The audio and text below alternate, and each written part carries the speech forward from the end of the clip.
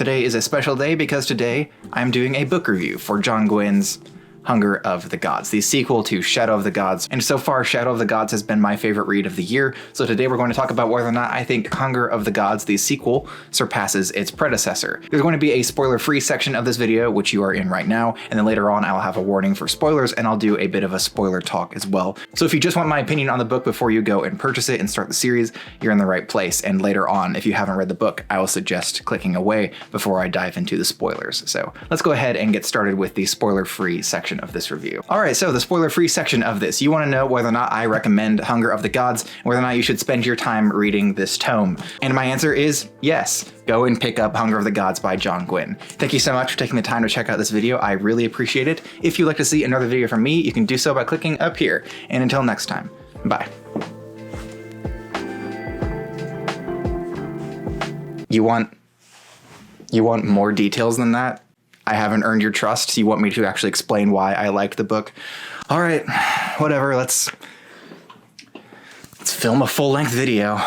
John Gwynne's Bloodsworn Saga is an action-packed fantasy story that takes place in a Nordic setting, which is a fantastic setting, and he writes it so well. The creatures and the people and the organizations and things present in this world are all wonderful, and they're like nothing that you have seen in fantasy before. I love it. I love every moment that I get to spend in this world, and the world building is absolutely immaculate. There is nothing that I would change other than maybe spending a little bit more time with some of the creatures and things that he happens to mention in here. There's one creature type in here that hit on a trope that I really love, and I'm hoping that we get to see more of it in the third book because I don't really feel like we spent enough time with it. I could read a book of this length that focused just on these creatures and what they're able to do. It's a shame that this is only going to be 3 books. I'm hoping the third book is like 2 or 3 times the length of this one because I can't imagine leaving this world after just 3 books, but if that's a story he wants to tell, I'm sure that he's going to wrap it up very nicely. Now, the world and the creatures within it are definitely my favorite parts of the Bloodsworn Saga thus far, but that isn't to say that I don't enjoy his characters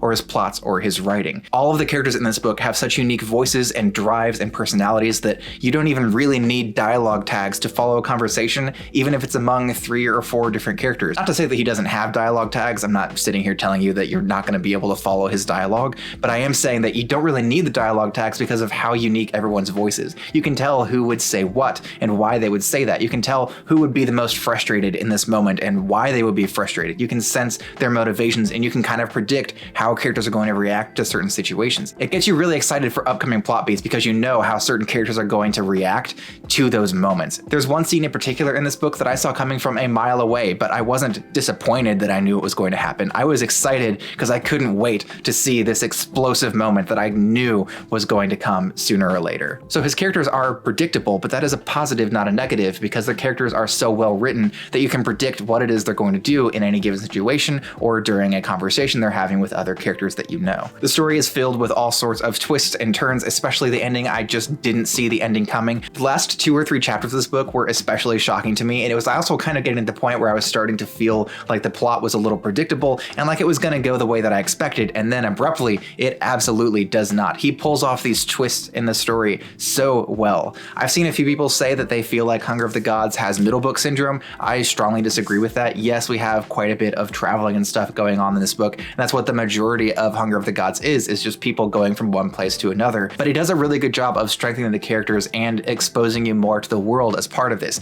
It didn't feel like I was reading a middle book, and honestly, it didn't really feel like I was reading a travel log either. There's so many interesting things that happen during the plot of this large book that it just didn't feel like a middle book to me. So take what I say with a grain of salt. You may feel like it has middle book syndrome, but I personally do not. I really enjoyed this one, and in fact, I think that I loved it more than Shadow of the Gods, or at least as much as Shadow of the Gods. The only reason I can think of that I might say that I enjoyed Shadow of the Gods more than Hunger is just because Hunger of the Gods is less concise than Shadow of the Gods. I mean, Shadow of the Gods is about half the length of this book, and it has 3 viewpoint characters, whereas we have a lot more viewpoint characters in this book, which is another thing that I want to get through. There are new viewpoint characters in this book, and I feel like they add a lot more to the story rather than taking away from it. Many authors of fantasy epics will tend to overpopulate their viewpoint characters, and you end up with tons of different viewpoint characters that you don't really enjoy and who aren't adding a whole lot to the story. That is not the case with the viewpoint characters that are added into this book.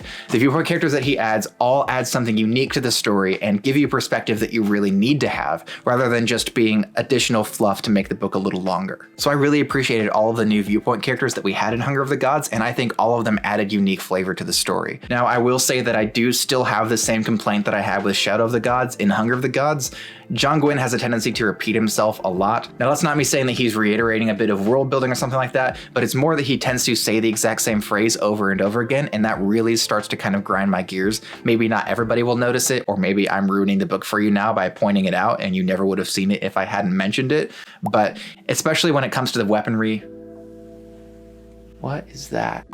Especially when it comes to the weaponry and the combat, there's a lot of repetition there and it kind of gets a little bit old. Personally, I don't think that I needed to have him specify which weapons somebody was drawing every single time that they drew their weapons. I know what weapons they have, and yeah, some of them have quite a few, but there are other ways to mention it than saying that she drew her axe and sea axe. There's another thing in his writing too where he kind of exaggerates some things. One thing that kind of got a little bit annoying to me was that people were constantly falling over laughing at jokes that I didn't really think were amusing, or that I didn't even realize were jokes until somebody decided to fall over laughing. And there are people in here who fall over laughing a lot. They probably have never heard a joke in their life until that one, and it absolutely killed them. If they go to a comedy club, they will probably hyperventilate and die. The amount of people who fall over laughing in Hunger of the Gods is pretty insane to me. I feel like if I went there and just gave a short 5-minute comedy routine, I would absolutely slay. Hunger of the Gods really needs a bard to go in and tell some real jokes. Now, that's not to say that there isn't some funny stuff in this book. There are plenty of humorous moments and some moments where I actually did laugh out loud. Interestingly, none of those were moments when all of the characters fell over and laughed. So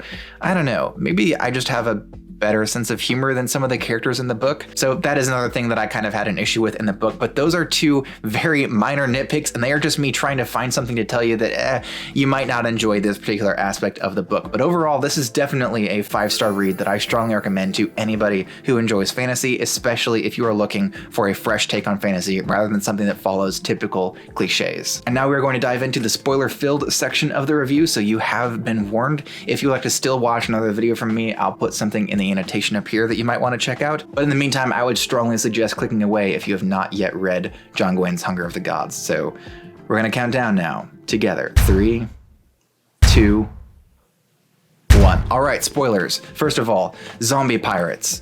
That's the first thing I really want to talk about, is the zombie pirates. Holy crap. That's everything that I want in fantasy. That is a trope that I absolutely love. Zombie pirates and revenge. If you give me a fantasy story about a zombie pirate that's out for revenge, I would probably put that book as my number. Probably not. That sounds like a little much. But it would be really cool to read. Like a revenant pirate out for vengeance to get his soul to rest. I don't know. There's probably something like that out there. Tell me if you've read it. Those are the two things that I really love, and we have zombie pirates and revenge in this story. Now, zombie pirates and revenge aren't interlinked in this book. That would be pretty awesome. But zombie pirates and revenge are two of my favorite tropes, and they're both present in this story. They're really unique zombie pirates because they're more like mind control things. Like they eat your tongue, and then they start controlling your brain, and they replace your tongue, and then they want to get into a new host body. So they're not exactly zombies. They're like brain controlled, like those ants that have the fungus on them that makes the ants run around. I can't remember what it's called, but it has some unique name. Okay, so it has a really long name that I'm not going to try to pronounce here, but it's also just called the zombie ant fungus. So the zombie ant fungus, they're like zombie ant fungus mixed with a tapeworm. Those are what I'm really hoping that I can see more of in the third book. Or if he just wants to write a spin-off novel that features those as like a main enemy or something like that, I would really love that. You could write a really cool story about that. I would read that in a heartbeat. So John Gwynne, if you happen to watch this, please give me more of those. That was my favorite part of the book. I was so excited when I got to them. And yeah, that's seriously. Now I want to talk about the ending, because the ending was completely unpredicted by me. There are some parts that I probably should have predicted, but I definitely did not see Orca's death coming. Again, I told you this is going to be spoilery, so I hope you've read the book. I warned you very carefully, like several times. Orca's dead, so that's how the story ends. That I didn't see coming. And then Orna's death, I didn't see coming. Orna and Orca, both of them die at the end, and I did not see either of those coming. Now, Orna's death, I really should have seen coming, because there's a lot of good foreshadowing in place for that, and I'm going to get to that in a minute. But first, let's talk about Orca's death. While I was reading Hunger of the Gods, I was thinking to myself, I kind of feel like our main cast is invincible. He doesn't seem to be killing anybody from the main cast. There are, yes, some supporting characters who are dying, but most of them are really minor, or you just didn't get to know them well enough to really care about them all that much. So I really felt like our main cast was invincible in the story, and we were going to see them through to the end, which, if that's the story that John Gwynne wants to tell, that's okay. it just felt like the stakes just weren't as high as I expected them to be. There seemed to be situations where our characters should have died and then they didn't. Even Einar Half-Troll survived what should have been his death, and that would have been a shocking death. I was not prepared for that, and I genuinely thought he was dead in that moment. But then he survived with just a blow to the head, and he was just left behind so that he could recover with a healer. But there weren't any deaths that really had like a real emotional impact on me as a reader. Half-Troll dying definitely would have had an impact on me. But he is still alive, and when I found out he was still alive, that was when it really kind of solidified for me that, all right, our main cast is pretty much invincible. And then Orca died, and she died from a frost spider bite, which was really surprising to me. I didn't expect that of all things. Once they were free of the rat god, Rata, I believe, once they were free of him, I kind of thought that they were safe, and especially because they were just up against frost spiders, I figured that Orca could handle them, but she couldn't. Orca was bitten on the back, the venom was sinking into her spine, pretty sure she was bitten on the back, and she knew that she didn't have a lot of time left, so she managed to save her son by throwing him into the river and sending him downstream, while she fought off the spiders and kept them at bay for as long as she could with her dying breath. And John Gwynne also did some really clever things, like having the wolf god say that they were going to see Orca again, and that makes you feel like, okay, Orca definitely safe, the god said that she is, and now I'm feeling like, yeah, she's gone. Or at least that's my hope, because as much as I love Orca as a character, resurrection tropes, one of my absolute least favorite tropes out there, and I probably need to do a video on that here in the future. That's another trope I should really discuss. I hate resurrection tropes so much. I don't even enjoy resurrection in my D&D games.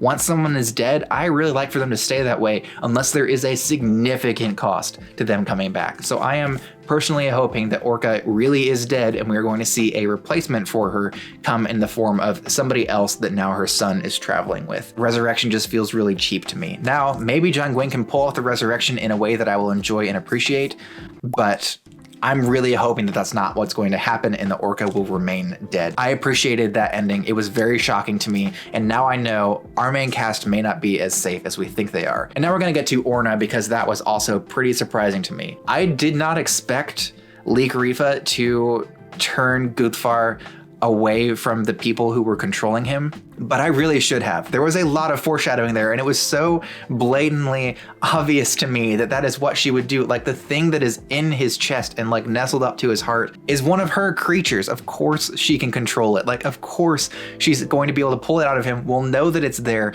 and can use that to turn him against them. And the easiest thing for her to do would be to have him come back with false information so that she can return and strike as soon as Orna is resurrected. It makes so much sense, and I did not see it coming. Really well pulled off there. I really appreciate the foreshadowing in that, and I loved that scene because I personally love it when we see weak-willed cowards end up on top, because weak-willed cowards who end up on top are the most fun to knock down, and I am really stoked to see Guthvar knocked down in the third book. Guthvar is such a weasel, and I hope that his death is as impactful as I am wanting it to be. So Orna's death really well set up there, and it really caused the story to end on a note that makes you wonder, what in the world are they gonna do now? Because that would have been an extremely valuable ally that now they do not have. Super well executed, loved that, and love the hopelessness that John Gwynne has you feel as you read through Hunger of the Gods. I loved it. So 5 stars to John Gwynne's Hunger of the Gods. If you enjoy fantasy stories and you are looking for something fresh, definitely recommend this one. It is either my favorite read of the year or it is tied with my favorite read of the year, which is Shadow of the Gods. So I'm really just strongly recommending this series to you. So thank you so much for taking the time to check out this video. I really appreciate it. If you'd like to see another video from me, you can do so by clicking up here. And until next time, bye.